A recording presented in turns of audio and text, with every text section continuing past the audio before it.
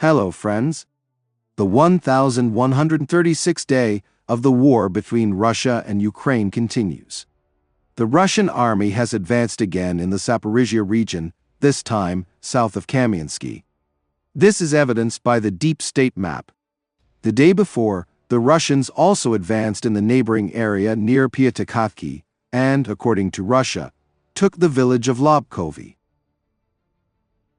In the Sumy region, the gray zone has expanded to cover almost the entire Basivka near the Kursk bridgehead, which means fighting in the village. The situation in the Lyman direction is getting worse. The Russians have already completely captured Yampolivka, writes Ukrainian military Bunyatov. According to him, the Russians are now trying to break through to Torsky, which is to the south, and are moving in the direction of Kolodyazy, which is to the west. Their advance is facilitated by the wooded area, where the infantry can take cover in groups of 1 to 2 people. Let me remind you that the Institute for the Study of War previously reported that Russia had amassed a large group in the Lyman direction, 10 times larger than the Ukrainian one, and could try to enter from their north to Borova or south to Lyman in the coming months. Commander of the U.S. forces in Europe, Yevhenii, confirmed that the Ukrainian armed forces entered the Belgorod region of Russia. There are currently significant forces in the Kursk region of Russia, holding a significant reduced but significant area of territory, and they hold a very good defensive position to the south of there in the Belgorod region, said Yevhenii, quoted by Politico.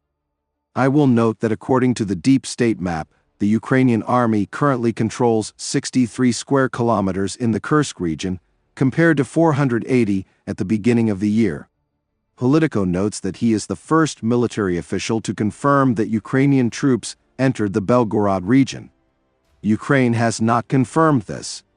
At the same time, it is not known that the situation in the Belgorod region has changed significantly since Ukraine entered the Russian border area. Russian telegram channels write that, like a couple of weeks ago, fighting continues near the border villages of Demidovka and Popovka.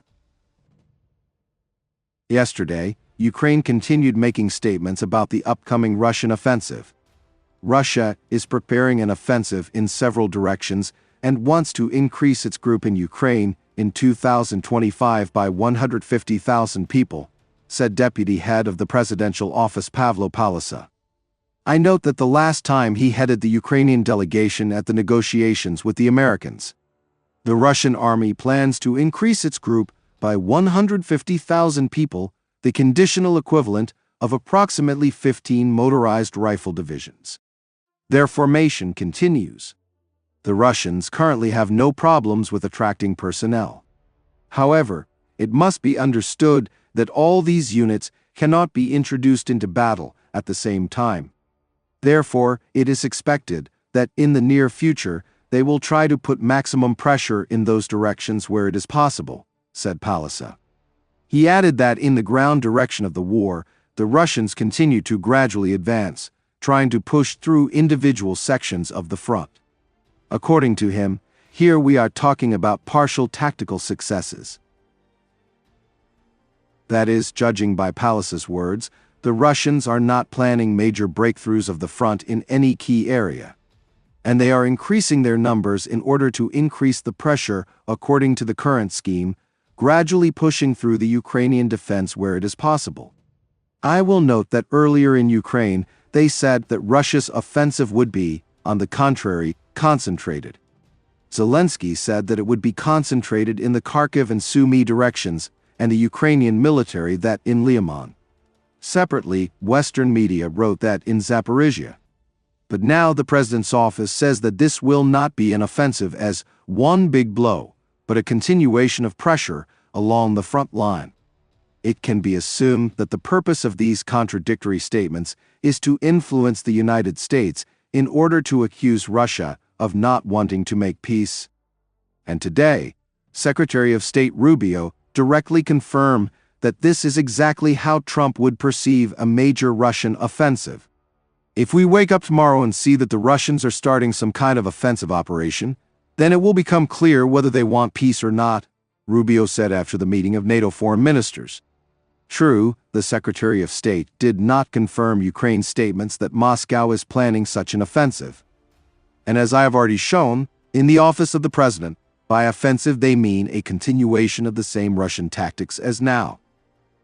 Friends, I want to develop and strive for higher quality content, but my 2009 computer does not allow me to do this. If you have the opportunity to help me buy a new computer and make my dream come true, I will be very grateful to you. You will find the link in the description under the video and in the pinned comment. Thank you very much and see you in the next video.